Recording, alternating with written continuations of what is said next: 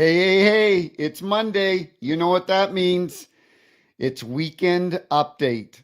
Unfortunately, my partner Jeremy Roenick is traveling today, but I'm excited to do the show. We've got a lot to talk about, a lot of exciting playoff races going on. We're going to talk about some of the games that went on this weekend, what we've got to look forward to this week.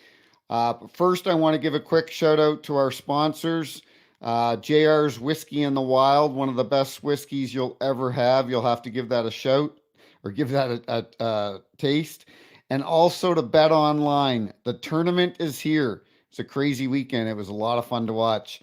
The tournament is here. Bet Online is your bracket headquarters for for this season with the best brackets contest out there and odds, lines, and info on every game and every round right up until the national championship. You can access the most up to the minute wagering information anytime from your desktop or your mobile devices and even track your bracket real time all the way throughout the tournament. Head to Bet Online today and get in on all the action. Remember to use your promo code BLEAV, B L E A V, for your 50% welcome bonus on your first deposit. Bet Online, the game starts here.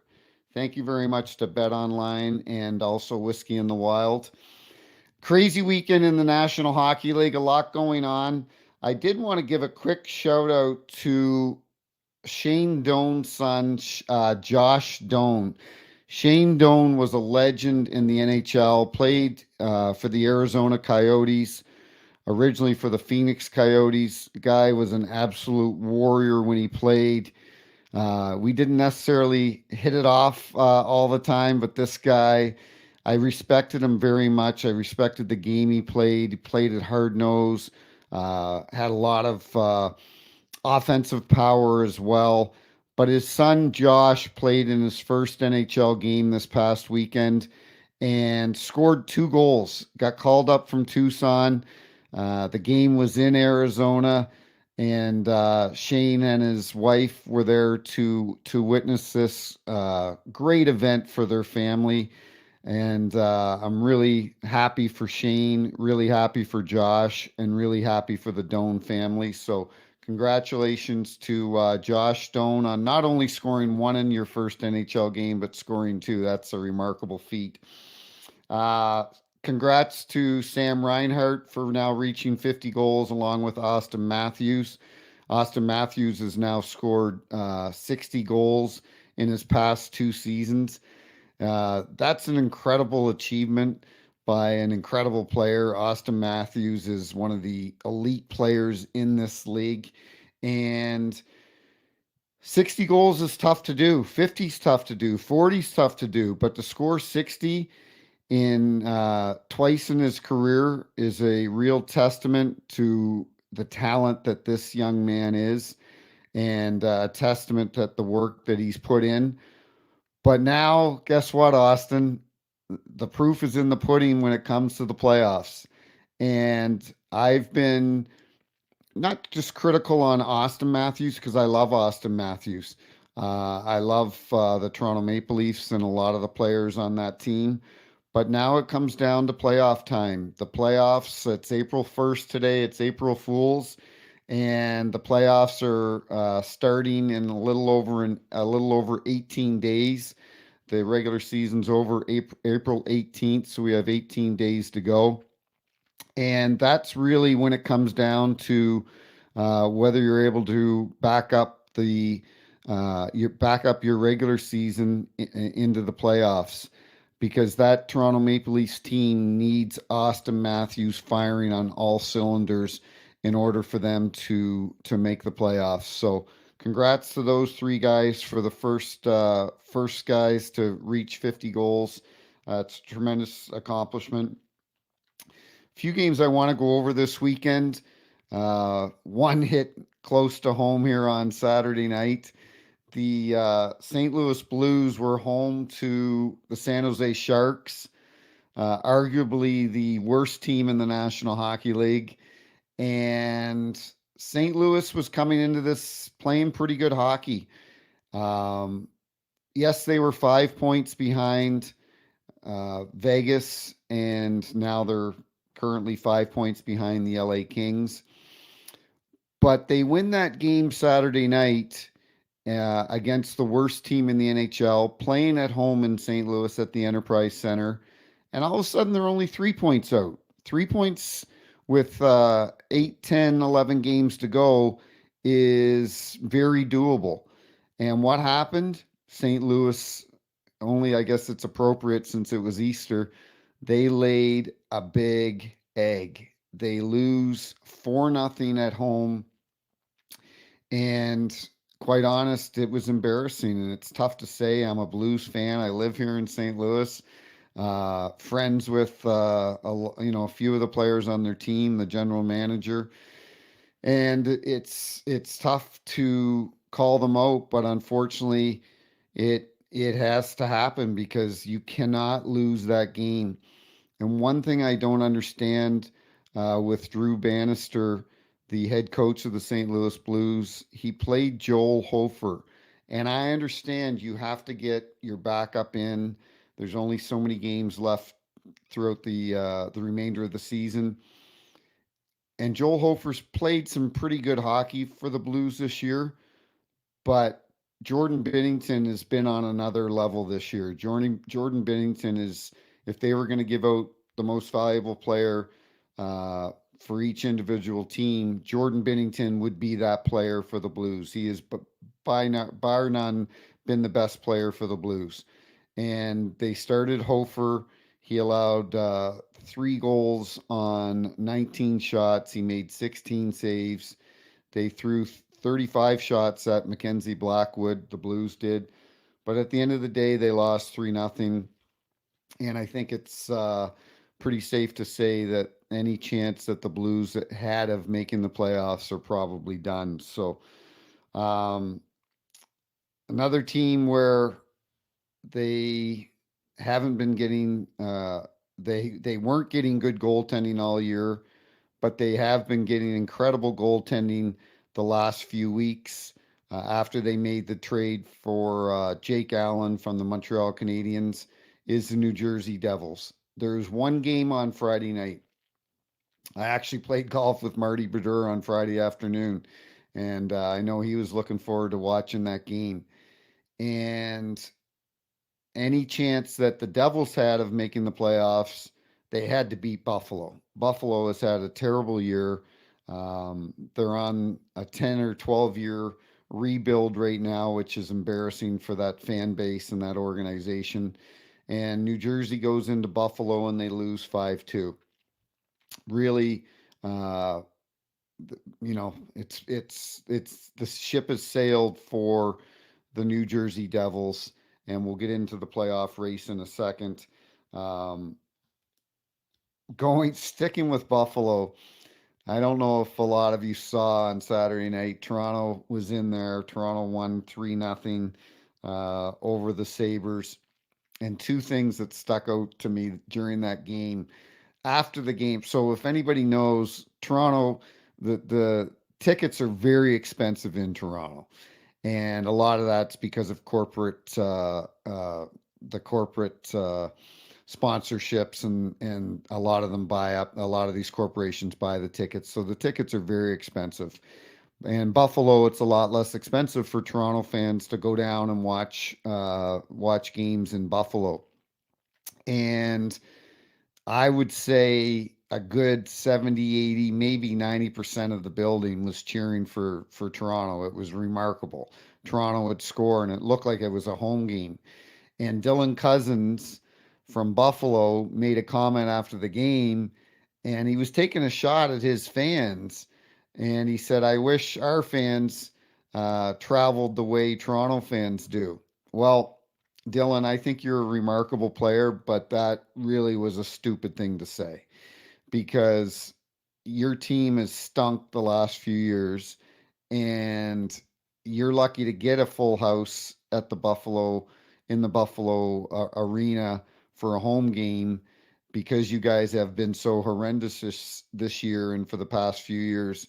How do you expect that your fan base to travel and follow you on the road when your team is stunk so bad? So bad take by Dylan Cousins. I understand he probably got caught up in his emotions after the game and so on. But I don't blame the Buffalo fans for not traveling. But during that game, I had to laugh because it was in the last 2 minutes of the game, and there happened to be a get together, if you want to call it, and all 10 players on the ice were hugging each other and holding each other. And somebody on Twitter tweeted out, "There's a brawl going on in Toronto," and I had to laugh because I think I counted 4 or 5 gloves that were on the ice, maybe 2 helmets, and nobody fought. And what really stuck out with me is, Tuck was on the ice and they were taking liberties with him. Alex Tuck, who I love, he's a great player for the Sabres, should be their next captain.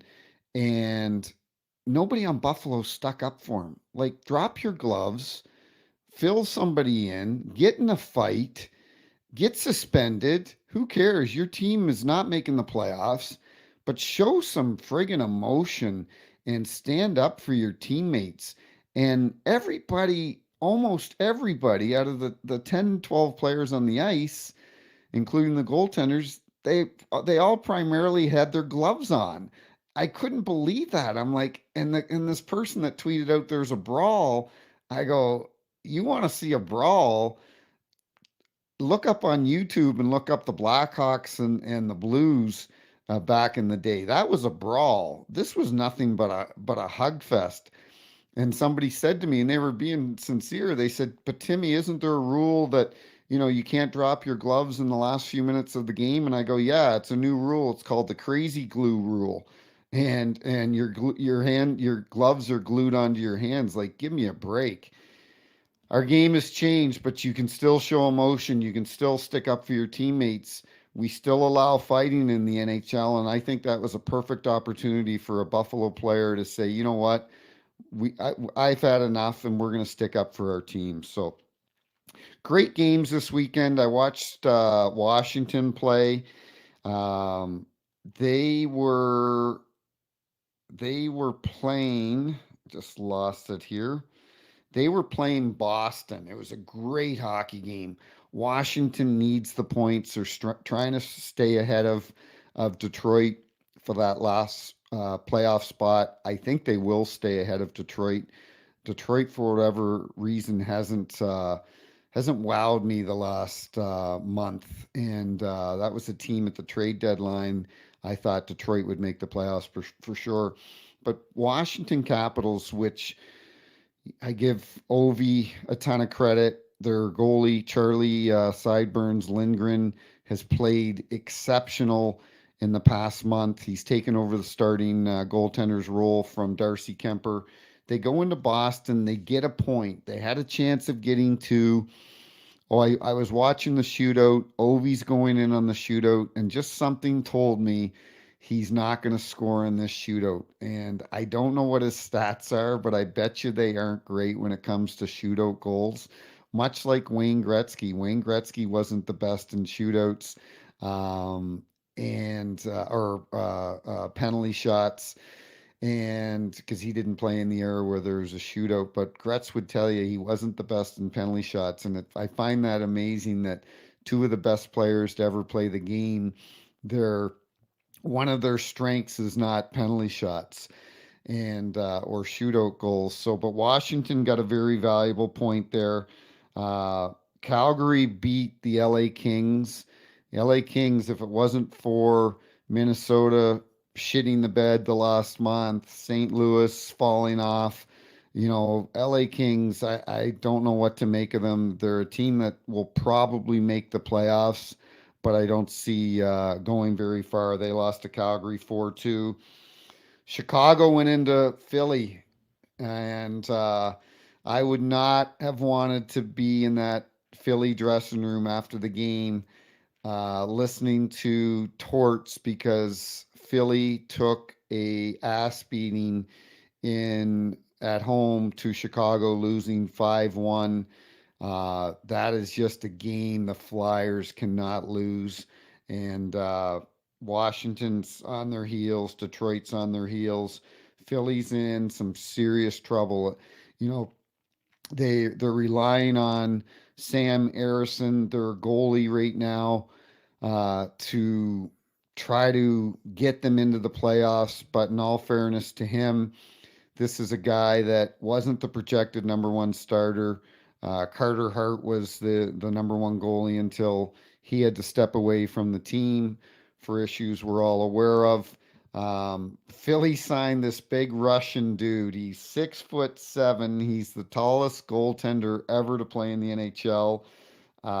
Ivan Fedotov, 6'7". I loved it. His first game, he wasn't playing. He was backing up. He came on the ice, and the Philly fans all stood and gave him a standing ovation.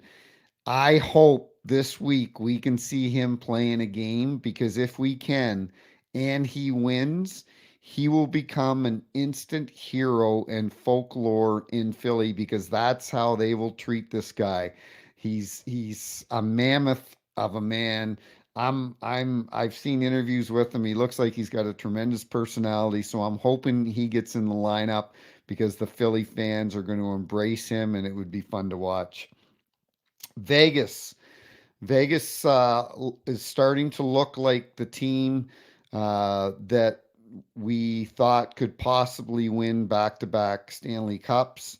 They're still hurting without having Mark Stone out with a ruptured appendix, but they had a 2-1 win in Minnesota on Saturday, and a lot of people were wondering, criticizing, whatever you want to say, why would John Hines pull the goalie again? John Hines, the coach of the Minnesota Wild, he did it a week ago or 2 weeks ago in overtime because they need the points. And he did it once again. They had a 4-on-3 or 4-on-3 in overtime. And this time it didn't work out, and Jonathan Marchessault scored an empty netter.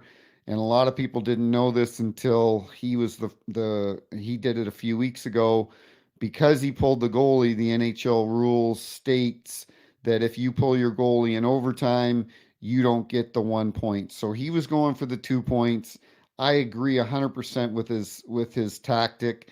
They're too far behind to simply get 1 point and be happy with that. And well, I'm sure we'll see it. We may see it a few more times, especially in the last 18 days of the season. During that game, with 37 seconds to go, Ryan Hartman was high sticked, and it was missed by the official Brandon Blandina down low. Minnesota would have gone on the power play. They didn't get the power play. The game ends, and Ryan Hartman, who is definitely a hothead, I think he's got some anger management issues because this guy just loses it, whether it's on players or officials. He threw his stick towards the officials, and it was announced that he is having a hearing today with the Department of Player Safety. He's probably going to get a game or two. If he's having a hearing, it might be more. He crossed that line. There's a difference between abuse or emotion and abuse. It's good to be emotional, but you can't be abusive towards officials. And he's going to pay a price for that, and rightfully so. You cannot be throwing hockey sticks at an official or in the direction of an official. So we'll watch that. I'm sure that announcement will come out soon. Um, Alexander Cernak from the Tampa Bay Lightning, big defenseman. I love the guy. He's tough. He missed a team meeting, and I don't know what to think of that. It was kept very hush hush by John Cooper, the head coach of the Tampa Bay Lightning, but he missed a team meeting, and Coop set him. He didn't play him, and Tampa's in a dogfight for a playoff spot. So I don't know what you were doing the night before that you missed a team meeting, but whatever it was, I hope you had fun because you really let down your teammates. I'm sure everybody in that dressing room was like, dude, you can't miss a team meeting. Like we need you in this lineup right now. So that was interesting. Um, Jonas Corposalo, goaltender for the Ottawa Senators, has been extraordinary lately. He has played just exceptional for the past month. His save percentage, I think, is 930, 940. He's played incredible. Um, and Ottawa's played better as of late because of that, but I hate to put a lot of credence into Ottawa did it a couple years ago. Buffalo did it a couple years ago. Teams that are out of the playoffs, they all of a sudden the last 3 weeks of the season are winning a lot more hockey games, and everyone thinks, okay, this is the team that we thought we'd see, and they get the fans excited, and we'll be back next year, and so on. I would pump the brakes a little bit on that. I don't think this Ottawa team. I thought Ottawa was a team that could fight for the playoffs, and I was pretty hard on DJ Smith this year. And but I think that they have bigger issues with their personnel than I originally thought. Jacques Martin has been the interim coach there. He's not going to be the coach at the beginning of next season. They're going to go out and get somebody, and I think it's time. I plead with the NHL to please let Joel Quenneville back in the league. This is a team that the Ottawa Senators could use. This is a team that the St. Louis Blues could use. This is a team that this is a coach that a lot of the teams could use in the NHL. Joel Quenneville is a tremendous coach. He has admitted to his mistakes. He's never been criminally charged. He's paid his dues.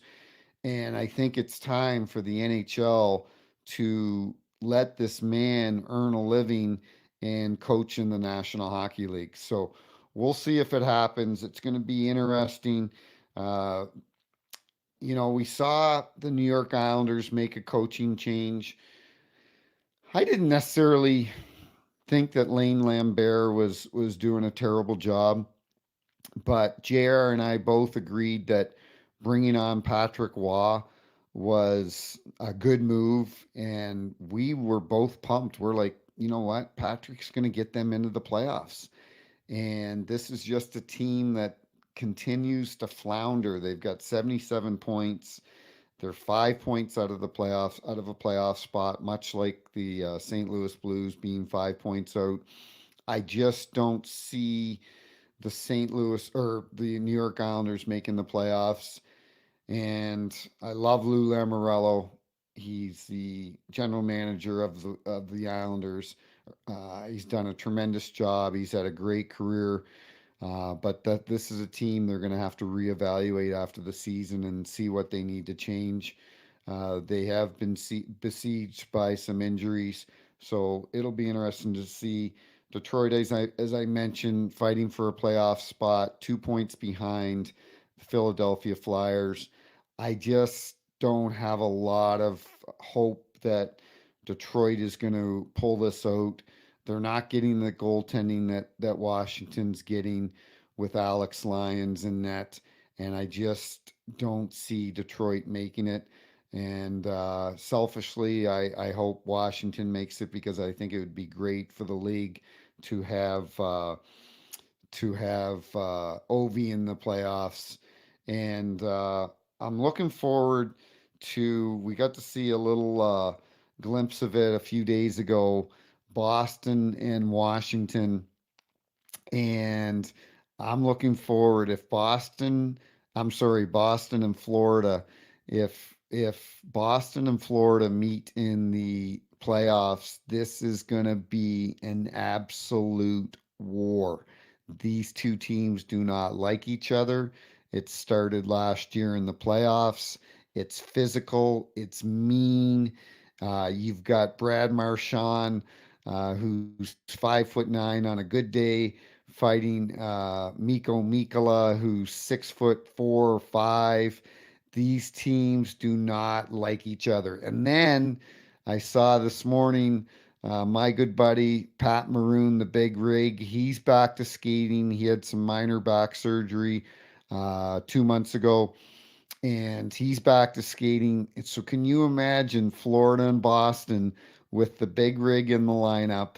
It will be a must watch. It will be so much fun to watch, and I'm hoping that we get to see that because it would be phenomenal. Dallas Stars won 5 games in a row, playing unbelievable. They are a team that I would not want to play in the playoffs. And right now, I think they would play. I forget off the top of my head, but they are a strong team. They've got it all. They've got offense, defense. They've got great goaltending. And I've mentioned this on previous shows. The Nashville Predators, they Barry Trotz and Andrew Brunette. To me, Andrew Brunette is should be on the list for Coach of the Year. What he's done with this team. This was a team that nobody picked them. I don't think anybody picked them to make the playoffs. This was a team that was on the rebuild.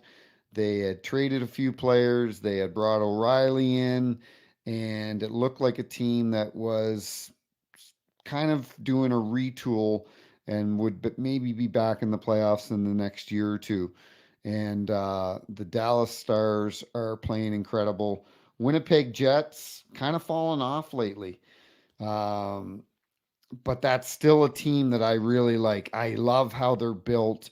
They've got scoring. They've got a tremendous defense. They probably have the Conn Smythe winner in Connor Hellebuck.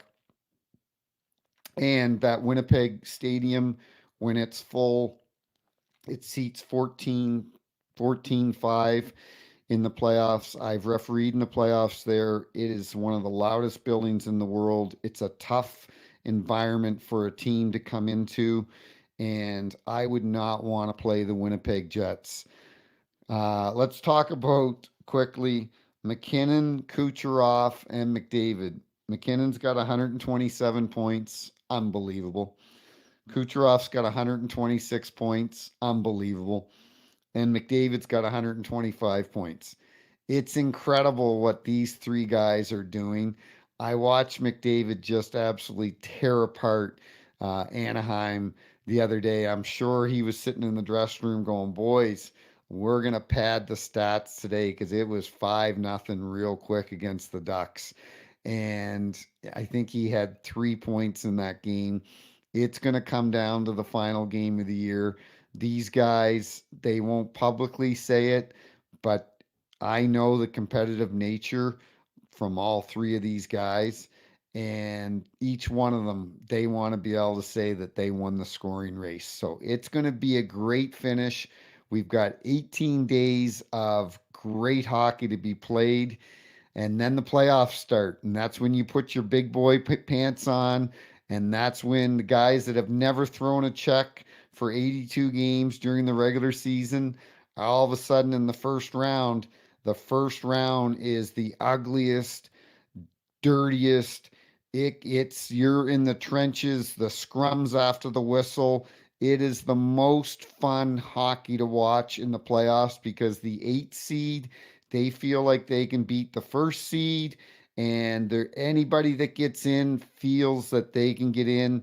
And it happened. It happened a few years ago when the LA Kings got in and were an 8 seed in the Western Conference and went all the ways and won the Stanley Cup. So that's the great thing about hockey is once you get in, anybody can win. So enjoy it, put your feet up, watch the last 3 weeks of hockey, and then we'll get ready to the playoffs. So thank you very much for watching and listening. Shout out to Caffeine TV and Believe TV, and we'll see you on Wednesday on another episode of Snipes and Stripes. Thank you very much.